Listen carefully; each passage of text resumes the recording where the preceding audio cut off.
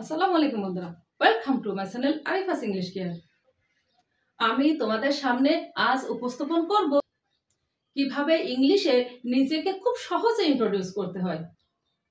আমরা অনেকে ইংলিশে নিজেকে ইন্ট্রোডিউস করতে ভয় পাই, যে কিভাবে বলবো, আমি তো বেশি ইংরেজি পারি না, বেশি ওয়ার্ড জানি না, যদি ভুল হয়ে যায়, এমন অনেক কথা আমরা ভাবতে থাকি। বন্ধুরা, আমরা কিন্তু আমাদের পরিচিত শব্দ দিয়েই খুব সহজে নিজেকে ইংলিশে ইন্ট্রোডিউস করতে পারি। সেটা কিভাবে, চলো জেনে নেই। এই ভিডিওটা একেবারে বিগিনারদের জন্য, যারা কখনো নিজেকে ইংলিশে ইন্ট্রোডিউস করো নাই। Let's start. বন্ধুরা, প্রথমে আমরা সালাম দিয়ে ইন্ট্রোডিউস শুরু করব। যেমন আসসালামু আলাইকুম স্যার, ম্যাম, ব্রাদার, সিস্টার, যেই হোক না করো, তার সাথে আমরা প্রথমে কি দিয়ে শুরু করবো? সালাম দিয়ে শুরু করবো। আসসালামু আলাইকুম স্যার, আসসালামু আলাইকুম ম্যাডাম, আসসালামু আলাইকুম ব্রাদার, সিস্টার। তাহলে প্রথমে আমরা ইন্ট্রোডিউস শুরু করবো সালাম দিয়ে। এরপর নিজের নাম উপস্থাপন করবে। কিভাবে? খুব সহজ। যেমন আই এম আরিফা সুলতানা, এটা আমরা কয়েকভাবেই বলতে পারি। আম আরিফা সুলতানা, দিস ইজ আরিফা সুলতানা। এখানে আমি ফাঁকা রেখেছি তোমাদের বোঝার স্বার্থে, যে আমরা শুধু আই এম দিয়ে ব্যবহার করব না, এটা আমরা বিভিন্ন ভাবে বলবো। I am, am, this is একই। বন্ধুরা, তোমরা কি করবে? শুধু এইখানে তোমাদের নামটা বসাবে। নিজেকে উপস্থাপন করার সময় কি বলবে? এখানে নামটা, তোমার নাম কোনটা? রাজু হতে পারে, রাসেল হতে পারে, জসিম হতে পারে, যেটা তোমার নাম সেখানে। এখানে আমি লিখেছি আই এম আরিফা সুলতানা, তুমি লিখবে আই এম রাসেল অথবা Raju, I am Rasel Khan, I am Raju Islam. এভাবে যেটাই নাম হোক তোমার, সেভাবে এখানে নামটা লিখবা। এইভাবে যে কোনো ভাবে তুমি তোমার নামটা এইভাবে ইন্ট্রোডিউস করতে পারো খুব সহজেই। বন্ধুরা, সব ক্ষেত্রে কিন্তু আই এম আরিফা সুলতানা অথবা আই এম রাসেল খান বলাই যথেষ্ট নয়। কিছু কিছু ক্ষেত্রে আরো সেন্টেন্স অ্যাড করতে হয়। মনে করো তুমি আইএলটিএস এর স্পিকিং টেস্ট দিচ্ছ, তখন শুধু নেমটাই যথেষ্ট নয়, একটু বাড়িয়ে বলতে হবে। যেমন যদি বলি আই এম আরিফা সুলতানা, এটাকে আমি কিভাবে একটু বড় করে বলতে পারি? যেহেতু উনি আমার স্পিকিং টেস্ট নিচ্ছে, আমি বলবো I am Arifa Sultana, but you can call me Arifa because that's my nickname. আমি আরিফা সুলতানা, বাট কিন্তু you can call me Arifa, আপনি আমাকে আরিফা বলে ডাকতে পারেন। বিকজ, কারণ it's my nickname, এটা আমার ডাক নাম। এবার তোমার অ্যাড্রেস বলবে। কিভাবে বলবে? যেমন তুমি কোথা থেকে এসেছো, তাহলে I am from খুলনা, বা তুমি যেখান থেকে এসেছো সেই নামটাকে এখানে উপস্থাপন করবে। খুলনা হতে পারে, ঢাকা হতে পারে, রাজশাহী, বরিশাল, তুমি যেখান থেকে এসেছো সেই নামটা এখানে উল্লেখ করবে। আবার অন্যভাবে বলতে পারি I have come from Khulna, আমরা যে কোনো ভাবে এটা বলতে পারি। আই এম ফ্রম খুলনা অথবা I have come from Khulna, একই। তারপর তুমি তোমার বর্তমান অবস্থানটা উল্লেখ করবা। যেমন বাট অ্যাট প্রেজেন্ট, কিন্তু বর্তমানে I am staying at Demra in Dhaka, আমি ঢাকার ডেমরাতে থাকি। বর্তমানে কোথায় থাকি? আমি খুলনা থেকে এসেছি, বাট বর্তমানে কোথায় থাকি? ঢাকার ডেমরাতে থাকি। বন্ধুরা, তোমরা একটা জিনিস লক্ষ্য করেছো, আমি একটা সেন্টেন্সে দুইটা স্থানের নাম লিখেছি, কিন্তু একটার আগে অ্যাট বসিয়েছি আর একটা নামের আগে ইন বসিয়েছি। কেন বসিয়েছি?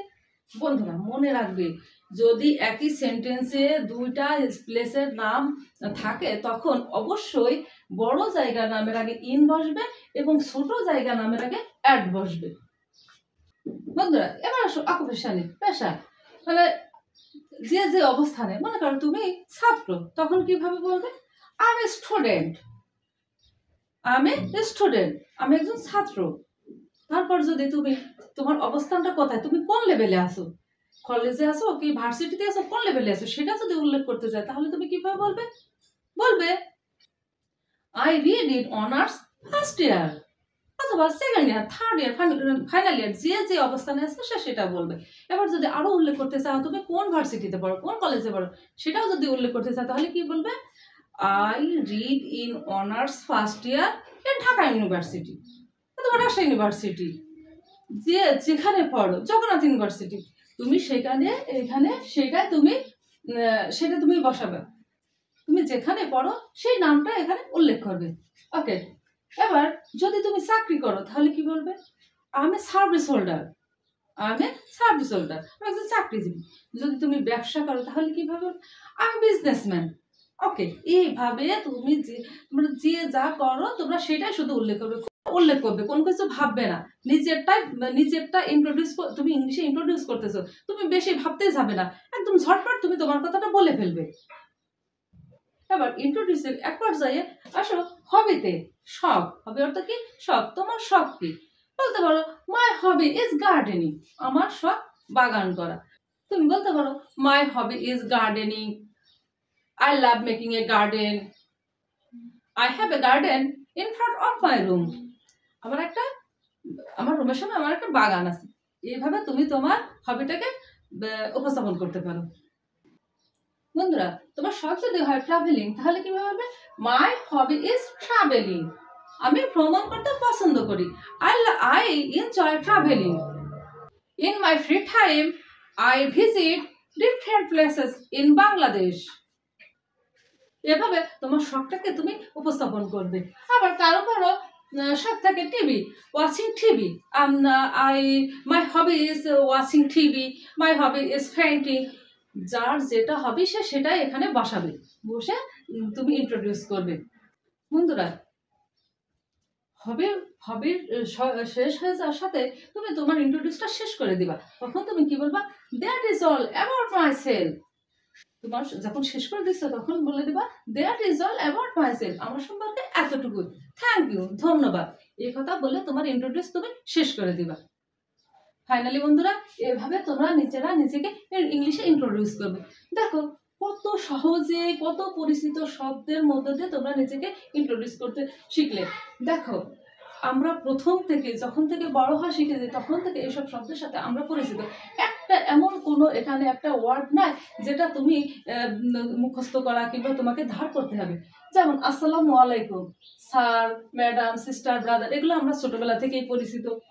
তারপরে নাম, যার নাম, তারপরে কি কোথা থেকে এসেছো, যেখানে প্রত্যেকের ডিস্ট্রিক্টের নাম পরিচিত। তারপরে কি বর্তমানে কোথায় থাকা হয় সেই জায়গাটার নাম। তারপর তুমি নিজে স্টুডেন্ট, চাকরি করা, মানে ব্যবসা করা, যাই হোক সেইটা।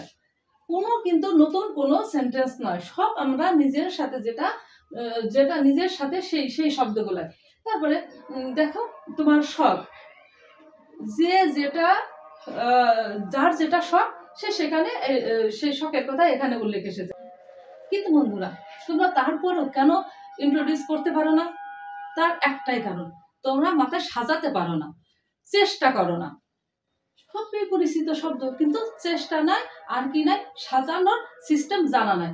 এই জন্য এখন তোমরা এগুলো প্র্যাকটিস করবা, আর একবার শুধু দেখবা, শুধু ভেবে দেখবা আসলে তো এটা খুবই সহজ, আমি তো অনেক সহজে এটা নিজেকে ইন্ট্রোডিউস করতে পারি। আর এই ইন্ট্রোডিউস তুমি যদি করতে পারো তাহলে তুমি যে কোনো অনুষ্ঠান হোক, পার্টি হোক, কিংবা অফিস হোক, তুমি সব জায়গায় নিজেকে প্রেজেন্টেশন করতে পারবা। তোমার নিজের কাছে কখনোই তোমার কোনো অবহেলিত মনে হবে না। আজ আমরা এভাবে খুব সহজে নিজেকে ইংলিশে ইন্ট্রোডিউস করা শিখলাম। আজ এখানেই বিদায় নিচ্ছি, আবার দেখা হবে নতুন কোনো ভিডিওতে। আল্লাহ হাফেজ।